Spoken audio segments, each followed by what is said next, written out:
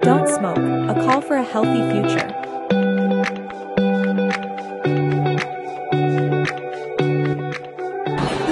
Good day everyone, we're here today to deliver an important message. It's time to stop smoking and vaping. Smoking is a dead device. It causes cancers, heart disease, and other illnesses. Smoke can also affect those around us, especially children. Vaping, while some consider it safer, also can pose risks to our health. Cigarette can cause lung disease and other health problems. Young people are victims of vaping due to their appealing design and flavor. It easily to children, hook them of using it. Don't be afraid to ask for help. Many people have successfully quit smoking and vaping, and you can too.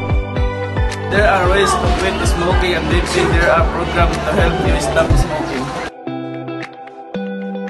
Quitting smoking and vaping is a good decision for your health and the health of your loved ones.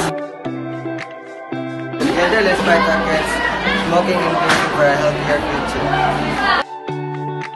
We need to be protective in our communities. Let's advocate the smoke-free policies and public spaces that support organizations that help people avoid. We can also spread awareness about the dangers of smoking and vaping through education and campaigns. By working together, we can create a healthy